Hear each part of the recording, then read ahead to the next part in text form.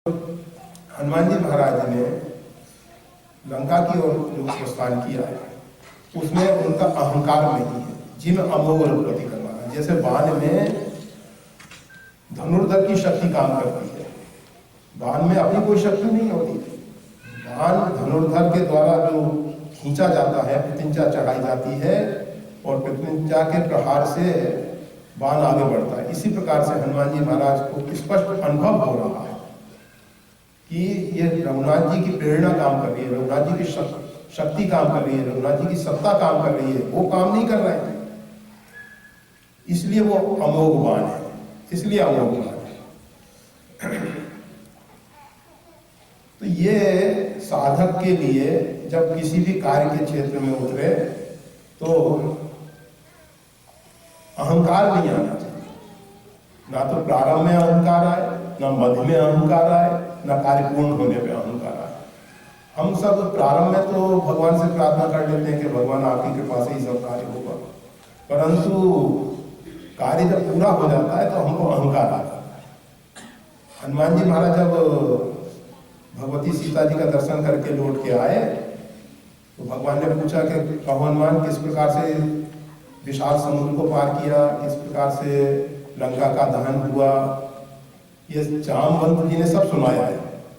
पवन तनय के चरित सुहाए, जामवंत रघुपति सुनाए। पवन तनय के चरित्र जो हैं, हनुमान जी के चरित्र जो है, भगवान श्री राम भक्तों का चरित्र सुनते हैं और जामवंत जी ने भक्त शिरोमणि श्री हनुमान जी का चरित्र भगवान श्री राम को सुनाया है। तो हनुमान जी के विषय में भगवान श्री राम को मालूम पड़ा कि जिस प्रकार से इन्होंने समुद्र को पार किया, समुद्र को पार करने के बाद भगवती सीता जी का दर्शन किया और सीता जी के दर्शन के बाद लंका दहन इत्यादि का कार्य किया। तो भगवान श्री राम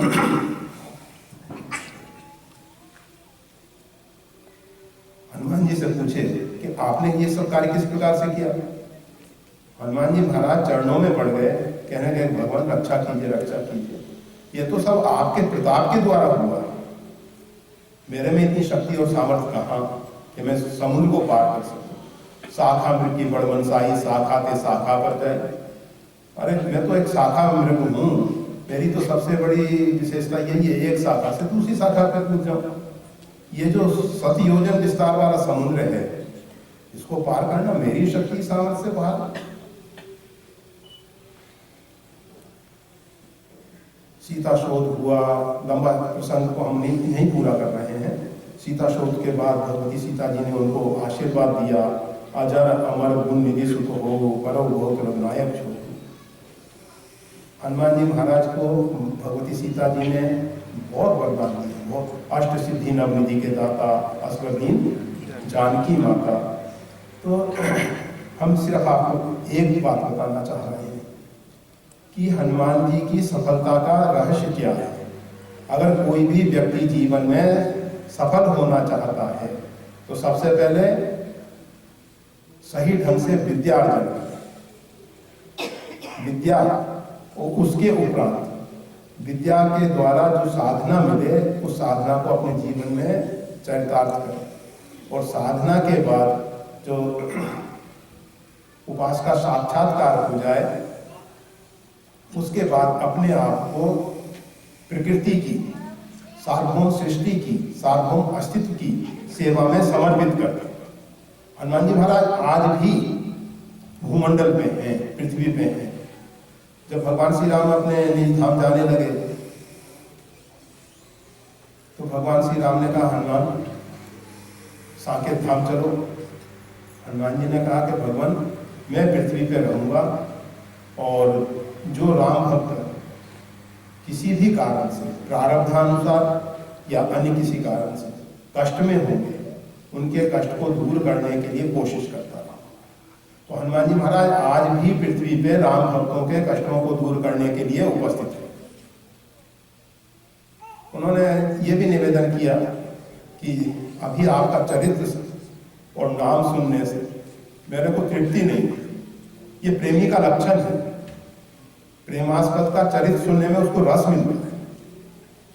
प्रेमी जब अपने प्रेमास्पद का नाम सुनता है ना तो उसका हृदय गदगद हो जाता है, आह्लादित हो जाता है, हृदय आनंद से भर जाता है। तो हनुमान जी महाराज को कोई जब श्री राम जय राम की धुन सुनाता है, जब श्री राम जय राम का कीर्तन सुनाता है, जब श्री राम सुनाता है, तो हनुमान जी को बहुत बहुत आह्लाद होता है, बहुत आनंद होता है, बहुत आनंद होता है। जब कोई रामचरित सुनाता है तो हनुमान जी महाराज बहुत प्रसन्न हो जाते हैं। रामचरित सुनने को रसिक हैं वो। और फिर उनको लगता है कि बस इसको क्या दे दें, इसने रामचरित सुनाया है, इसने भगवत नाम सुनाया है, इसको सब कुछ दे देना चाहिए। तो हनुमान जी महाराज बहुत उदार अभी भी भगवान की सेवा में लगे हुए हैं। तो हम यही बता रहे थे कि अगर जीवन में हम सफलता चाहते हैं तो पहले सृष्टि को समझें कि सृष्टि है क्या। ये जो कितना पृथ्वी पे फैलाव है, अंतरिक्ष में फैलाव है, ये सब है क्या? ये सब परमात्मा का ही खेल है। यह सृष्टि का निमित्त उपादान कारण परमात्मा है। जैसे स्वर्ण काठ के द्वारा सोने के आभूषण बनाए, तो आभूषणों में स्वर्ण के अतिरिक्त दूसरा कुछ नहीं। इसी प्रकार से सृष्टि में परमात्मा के अतिरिक्त दूसरा कुछ नहीं, परमात्मा ही परमात्मा भरा। परंतु एक बात आपको बताएं, जैसे एक किसान ने गेहूं बोया तो वो घास जैसा आया। एक व्यक्ति ने पूछा कि भाई ये क्या है, ये कौन सी घास है? अरे तुम मूर्ख हो क्या, ये घास नहीं है, गेहूं है, गेहूं है, गेहूं है। तो किसान को दिखाई देता है बोते समय गेहूं है, फसल के रूप में जो घास के रूप में खड़ा हुआ है वो भी गेहूं है, और काटने के समय भी गेहूं। उसको ऐसा नहीं लगता कि ये घास है, परंतु दूसरे व्यक्ति को घास दिखाई देगी। इसी प्रकार से जो सही तत्वदर्शी ज्ञानी महापुरुष है, उनको ये सारी सृष्टि जो है राममय दिखाई देती है, परमात्मामय दिखाई देती है। परमात्मा के अतिरिक्त कुछ दूसरा नहीं दिखाई देता। उनको ये नाम रूप दूसरे नहीं दिखाई देते। परंतु जो नहीं जानता है वो इसमें नाना प्रकार के नाम रूप की कल्पना करके अपने आप में मोह के कारण परेशान हुआ करता है। तो हनुमान जी महाराज हम सबको बता रहे हैं कि पहले इस सृष्टि को समझो। ये सृष्टि और कुछ नहीं है, ये सब परमात्मा श्री राम का ही स्वरूप है। और परमात्मा श्री राम के स्वरूप में अपने आप को सेवा में समर्पित कर दो, परंतु सेवा में अहम ना, अहंकार ना। ये बात बहुत बार आप सबके बीच में कही गई है कि जैसे एक हाथ उठा के जब भोजन मुख में देता है तो हाथ को ऐसा अहंकार नहीं होता कि मैं शरीर को भोजन दे रहा हूं। शरीर पे कोई आक्रमण होता है तो ये हाथ रक्षा करने के लिए आगे बढ़ता है, पर इसको अहंकार नहीं होता कि मैंने शरीर की रक्षा की है। इसी प्रकार से सेवा होनी चाहिए। ये आप अपने व्यवहारिक जीवन में रोज देखते हैं, शरीर के जितने भी अंग हैं सेवा में समर्पित हैं, परंतु अहंकार नहीं। इसी प्रकार से हम सब अगर जीवन में सफल होना है, हम चाहते हैं कि सफलता हमारे चरणों का चुंबन करे, अर्थात हर एक क्षेत्र में हम सफल हुए, तो हमको हनुमान जी महाराज से प्रेरणा लेनी चाहिए। और जो हनुमान जी से प्रेरणा लेके हनुमान जी के जीवन के 3-4 सूत्र स्वीकार कर लेता है, बिना बोध के, बिना समझ के आराधना उपासना नहीं होती है।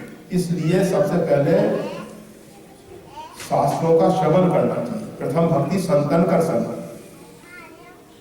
दूसरा रतिमन कथा प्रसंग, भगवान के चरित्र को सुने, उससे परमात्मा के विषय में समझ आए, फिर उस परमात्मा को प्रकट करने के लिए मंत्र जाप, मम दृढ़ विश्वासा, पंचम भजन सो वेद प्रकाशा, फिर अपने जीवन में मंत्र जाप इत्यादि करके उस परमात्मा का साक्षात्कार।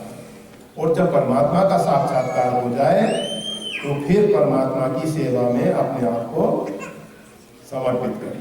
बस यही जीवन का परम ध्येय है, परम लक्ष्य है। अगर हमने इतना कार्य कर लिया तो जीवन हमारा सफल है। और जीवन के जिस क्षेत्र में भी हम कदम रखें उसमें सफलता ही सफलता मिलेगी। परंतु अगर हम इससे विपरीत हम इस जो ट्रैक को छोड़ के, इस रास्ते को छोड़ के इधर उधर भटकते हैं तो हमारे जीवन में दुख, अशांति, चिंता, भय, उद्वेग सब प्रवेश कर जाते हैं, सब प्रवेश कर जाते हैं। राजमार्ग छोड़ दिया, हम ऐसे ही बिना मार्ग के चलने लग गए। बिना मार्ग के चलने में तो कंटक भी पैर में चुभेंगे, नाना प्रकार की समस्याएं भी पैदा होंगी। आज हम सबका जीवन जो है इस प्रकार का हो गया है, ना तो हमको लक्ष्य का बोध है कि हमारे जीवन का ध्येय क्या है, लक्ष्य क्या है, और हम बस देखा देखी अमुक व्यक्ति ऐसा कर रहा है हम भी वैसा करने लग जाते हैं। हम भूल जाते हैं कि वो ऐसा कर रहा है तो उसका परिणाम क्या आने वाला है, उस प्रकार का जीवन जीने वालों के क्या परिणाम आए। जो व्यक्ति पद प्रतिष्ठा की दौड़ में दौड़ रहे हैं, जो धन के लिए दौड़ रहे हैं, जो केवल संसार के लिए दौड़ रहे हैं, उनके जीवन में कभी शांति आई है क्या? उनके जीवन में क्या सुख मिले? तो इसलिए हमको सोच समझ के अपने जीवन का एक ध्येय निर्धारित करना चाहिए। श्री हनुमान जी से प्रेरणा लेनी चाहिए, संत महापुरुषों से प्रेरणा लेनी चाहिए। संत महापुरुषों के जीवन में भी आप पाएंगे कि उन्होंने पहले कठोर तपस्या करके उस परमात्मा का साक्षात्कार किया, फिर उसके बाद सेवा में समर्पित हो। चाहे भगवान वेद व्यास हो, भगवान शंकराचार्य हो, जगत गुरु स्वामी रामानंदाचार्य जी हो, रामानुजाचार्य जी हो, स्वामी नारायण सहजानंद जी महाराज हो, जितने भी संत महापुरुष हुए उन सब ने, एक महावीर बुद्ध, सबने यही कार्य किया, सबने ये कार्य किया। और जीसस क्राइस्ट उन्होंने भी ऐसा ही किया, 13 साल अज्ञातवास में रहे। वो भारत में आके साधना की और साधना के बाद सेवा में समर्पित हुए। और वो तो लोगों का दुर्भाग्य और उस राष्ट्र का दुर्भाग्य जो उनको स्वीकार नहीं कर सका, उनको स्वीकार, यहूदी लोग उनको स्वीकार नहीं कर सके। उसके उपरांत उनको सूली पे चढ़ना पड़ा। सूली पे चढ़ने के बाद एक माता ने शुक्रवार को सूली पे चढ़ाए गए और रात्रि में ही, उस समय प्रकाश इत्यादि की इतनी व्यवस्थाएं नहीं थी, रात्रि में ही उनको सूली से उतार दिया गया।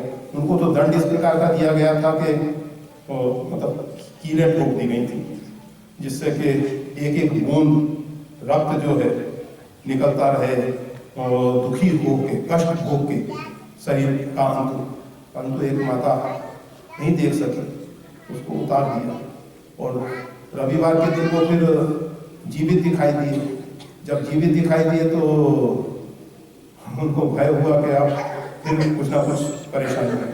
तो उसके उपरांत फिर वो भारत में पहुंचे और भारत में बौद्ध मठ में उन्होंने शरण स्वीकार की और वहीं उनकी समाधियाँ बनी।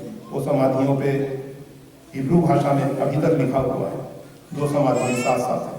तो ये सब हम सिर्फ ये बता रहे थे कि महापुरुष जितने भी हुए, चाहे वो किसी भी राष्ट्र के हों, कहीं के भी हों,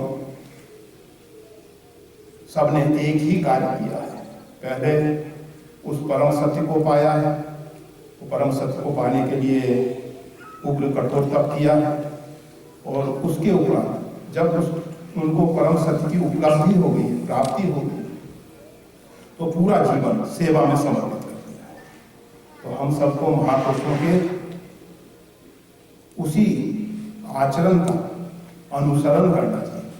कहते हैं ना कि महापुरुषों के पद चिन्हों पे चलना चाहिए। जो महापुरुष हमारे लिए एक मार्ग दे गए हैं उस पर हम सबको चलना चाहिए और उस मार्ग पे चल के ही हम अपने जीवन में कृत्य हो सकते हैं, अर्थात कृतार्थ हो सकते हैं, अर्थात हमको फिर कुछ पाना शेष नहीं रहेगा, हम अपने आप में परिपूर्ण होंगे। जय श्री राम।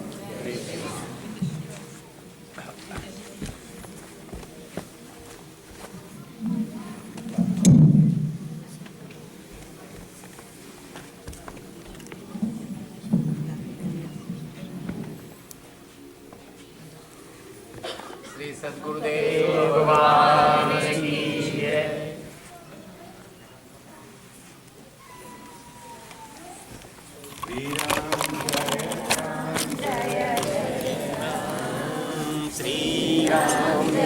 जय जय